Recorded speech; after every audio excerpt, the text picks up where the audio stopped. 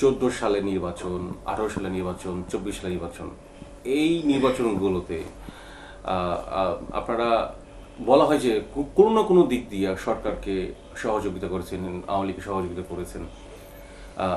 এইটা কেন করেছেন? মানে আপনি যেটা অলরেডি বলেছেন, ভয়ভীতি বা এই মূল যদি আমি কারণ বলি যে কেন আপনারা আলাদাভাবে না, আমরা কথা হলো 2014-তে আমরা নির্বাচন বর্জন করেছি।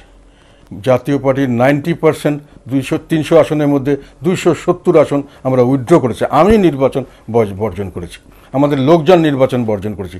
আমাদেরকে আশরাফ সাহেবের যে ভয় দেখিয়ে, তার মামলার ভয় দেখিয়ে, যেই মামলাটা দিয়েছিল বিএনপি 14 বছর পরে, সেই মামলার ভয় দেখিয়ে খুনের আসামি করে তাকে ভয় দেখিয়ে তাকে নির্বাচনে নেওয়া হয়েছে। এগুলো সুযোগ নেওয়া হয়েছে আমাদের বিভিন্নভাবে, তাদের ম্যানিপুলেশন করা হয়েছে। এটাকে বলা হয় মানে ফাউল প্লে আর কি। নর্মাল রাজনীতি চলতে দেওয়া হয়নি, যার জন্য একটা অংশ গিয়েছিল। শতকরা 90% বেশি মানুষ সেই নির্বাচনে অংশগ্রহণ করে নাই। 2018 নির্বাচনে সকলেই অংশগ্রহণ করেছিল, বিএনপি করেছিল, আমরাও করেছিলাম। আর 2024 নির্বাচনে আমাদেরকে জোর করে নিয়ে যাওয়া হয়েছে এবং সেই নির্বাচনের বৈধতা আমরা কোনো সময় দেইনি। আমরা সবসময় বলেছি নির্বাচন সঠিক হয়নি। তাহলে কি আওয়ামী লীগ সরকার আপনাদের নিয়ে সবসময় গেম খেলেছে? আওয়ামী লীগ খেলেছে, বিএনপি খেলেছে। 90-এর পর থেকে দুটি সরকারই বিভিন্নভাবে আমাদেরকে পর্যদস্ত করার চেষ্টা করেছে। সরকারের কথা বলি, তাহলে কি বলবেন? সবসময় আপনাদের সঙ্গে গেম খেলেছে? গেম মানে গেম বলে কি বলছো তুমি? আমি জানি না। আমি তো বললাম না, মামলার না, হ্যাঁ, ইয়েস, অফকোর্স। একটা হলো এরশাদ সাহেবের সময় ওনার মামলা দিয়েছিল, পরবর্তীকালে দল ভাঙার ব্যবস্থা করলো, পরে দল ভেঙে একটা সবসময় রেখে দিত। তারপরে লাস্টে এসে তো গায়ের জোর। এটা একটা পুরোপুরি মানে কি বলবো, এটাকে বাধ্য করা আর কি। মানে আপনারা স্বতন্ত্রভাবে রাজনীতি যে করার বিষয়টা আপনারা করতে পারিনি, অফকোর্স পারিনি। যদি কারণগুলো বলতেন আরেকবার, কেন পারেন না? একটা হলো যে আমাদেরকে এরশাদ সাহেবের পরে, নির্বাচনের পরে এরশাদ সাহেবের বিরুদ্ধে কতগুলো মামলা দেওয়া হয়েছিল এবং এই মামলাগুলো এবং একটা মার্ডার কেস দেওয়া হয়েছিল 14 বছর পরে, বিএনপির আমলে দেওয়া হয়েছিল বেশিরভাগ মামলা। এগুলোকে ব্যবহার করা হতো। এরশাদ সাহেবের মৃত্যুর পরে যেটা হলো, এরশাদ সাহেব 14 নির্বাচনটা ওইভাবে হচ্ছে, সেখানে কিন্তু আমাদের 2070 জন আমরা নির্বাচন করিনি, আমি নির্বাচন করিনি, আমাদের দল নির্বাচন করেনি বলা যায়।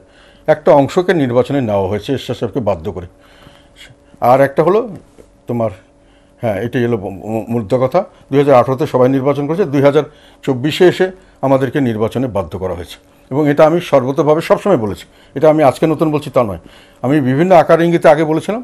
এখন আমি যেহেতু তখন ভয়ভীতি ছিল, কিন্তু এটাকে বাধ্য করা হয়েছে এবং এই বাধ্যবাধকতার থেকে কথাটা বলতে পারে অনেকে যে বাধ্য করা সম্ভব ছিল বাংলাদেশে সেই পরিস্থিতিতে, এখন হয়তো সেটা নেই।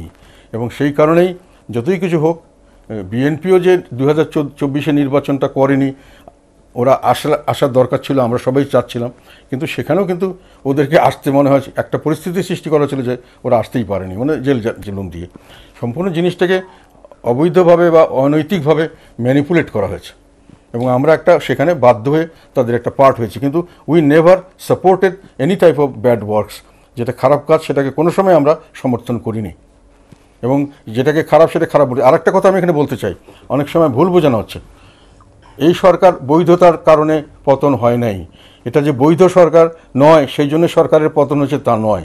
এই সরকারের পতন হয়েছে তাদের এই অন্যায়, অবিচার, দুঃশাসনের জন্য।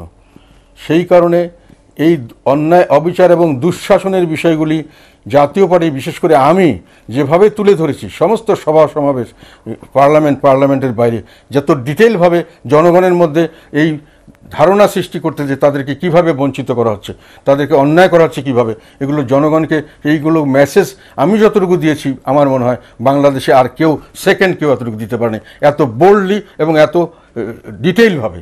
কাজেই এই আন্দোলন তৈরিতে আমাদের একটা বড় ভূমিকা ছিল, আছে, আমি মনে করি।